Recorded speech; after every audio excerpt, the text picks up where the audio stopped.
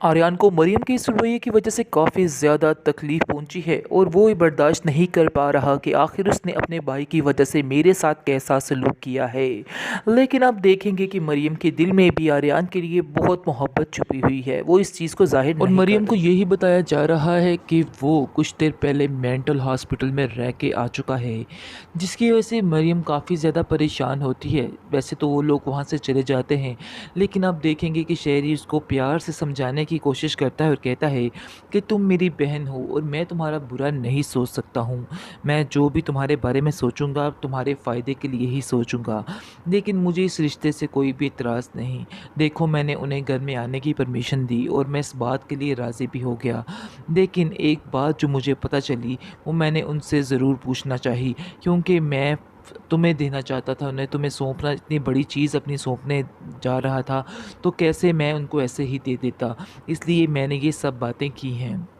आगे से आप देखेंगे कि मरियम कहती है कि ये सही मौका नहीं था बात करने का, तुम्हें उस वक्त बात नहीं करनी चाहिए थी। खैर, आप देखेंगे कि वो उसको काफ़ी ज़्यादा अपने प्यार की लपेट में लेकर उसको कह देता है कि तुम फ़िक्र मत करो, मैं जो करूँगा बेहतर करूँगा। अगर वो अभी भी तुमसे प्यार करता हुआ तो वो दोबारा वापस आएगा। इस पर मरियम कहती है कि तुम उसको नहीं जानते, वो बहुत ज़िद्दी है, वो वापस नहीं आएगा। ऐसा ही होता है। आप देखेंगे कि मरियम के दिमाग में ये चीज़ तो बैठ ही जाती है कि आर्यन का दिमागी तवाज़ुन थोड़ा-सा ख़राब है। इसलिए वो उसको अब बार-बार इस तरह से कहने की कोशिश कर रही है कि तुम फ़िक्र मत करो, मैं तुम्हारा इलाज करवाऊँगी तो तुम बिल्कुल ठीक हो जाओगे। इसमें इतना सोचने की, इतना घबराने की ज़रूरत नहीं है। यानी कि वो भी अपने भाई की बातों में लग चुकी है और वो उसको ऐसा करना चाह रही है। लेकिन आप देखेंगे कि मरियम को इस चीज़ की समझ नहीं आ रही है कि शेर जानबूझ के ये सारी हरकतें कर रहा है, आर्यन से अपनी दुश्मनी निकालने की कोशिश कर रहा है, लेकिन वो समझ रही है कि उसका भाई उसके फ़ायदे के लिए कह रहा है। आर्यन को काफ़ी ज़्यादा गुस्सा आता है और वो मरियम को कहता है कि मैं तुम्हें बार-बार यही बात समझाना चाह रहा हूँ कि तुम्हारा भाई जो कुछ कर रहा है अपनी ज़िद में कर रहा है, ताकि हमारा ये रिश्ता ना हो पाए। इसके अलावा और कोई भी इसमें हकीकत नहीं है। इसके बाद मरियम कहती है कि नहीं, ये तुम्हारा वहम है, तुम सिर्फ़ और सिर्फ वहम कर रहे हो, इसके अलावा और कुछ भी नहीं है।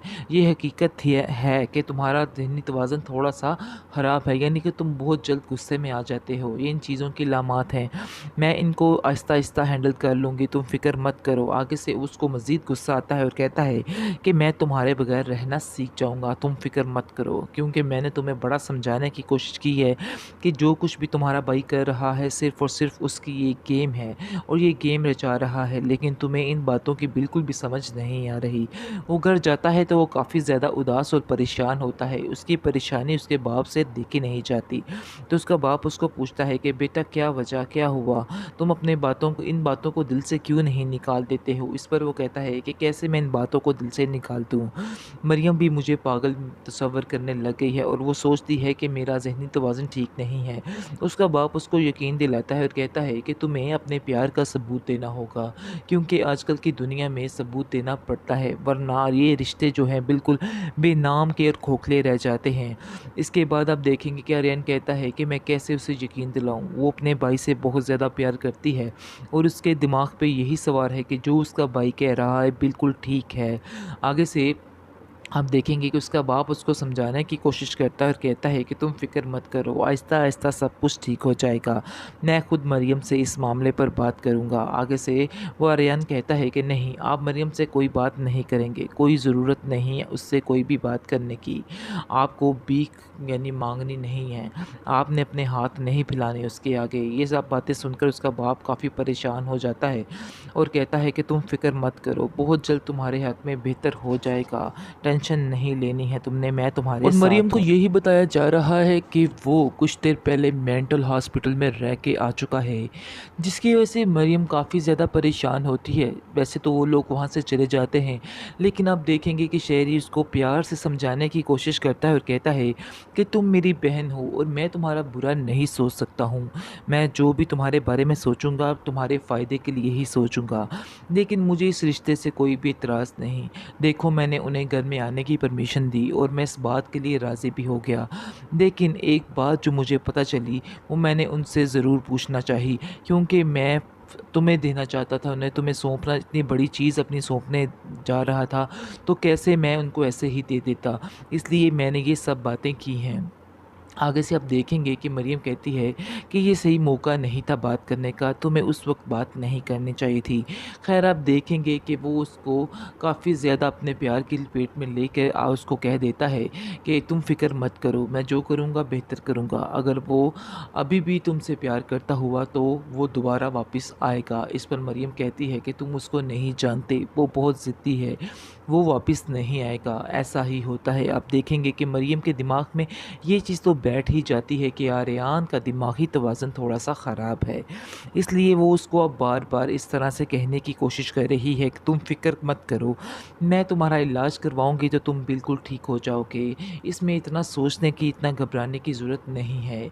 यानी कि वो भी अपने भाई की बातों में लग चुकी है और वो उसको ऐसा करना चाह रही है। लेकिन आप देखेंगे कि मरियम को इस चीज़ की समझ नहीं आ रही है कि शेर जानबूझ के ये सारी हरकतें कर रहा है, आर्यन से अपनी दुश्मनी निकालने की कोशिश कर रहा है। लेकिन वो समझ रही है कि उसका भाई उसके फ़ायदे के लिए कह रहा है।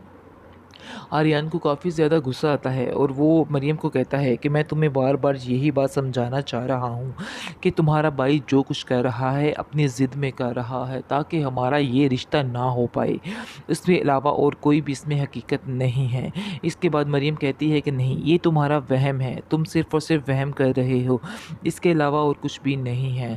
ये हकीकत है कि तुम्हारा ज़हनी तवाज़ुन थोड़ा-सा ख़राब है, यानी कि तुम बहुत जल्द गुस्से में आ जाते हो। ये इन चीज़ों की अलामात हैं।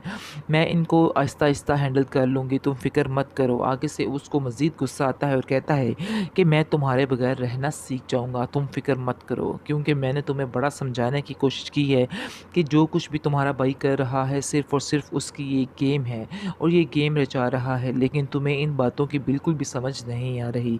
वो घर जाता है तो वो काफ़ी ज़्यादा उदास और परेशान होता है। उसकी परेशानी उसके बाप से देखी नहीं जाती। तो उसका बाप उसको पूछता है कि बेटा क्या वजह, क्या हुआ? तुम अपने बातों को, इन बातों को दिल से क्यों नहीं निकाल देते हो? इस पर वो कहता है कि कैसे मैं इन बातों को दिल से निकाल दूँ? मरियम भी मुझे पागल तस्वर करने लग गई है और वो सोचती है कि मेरा ज़हनी तवाज़ुन ठीक नहीं है।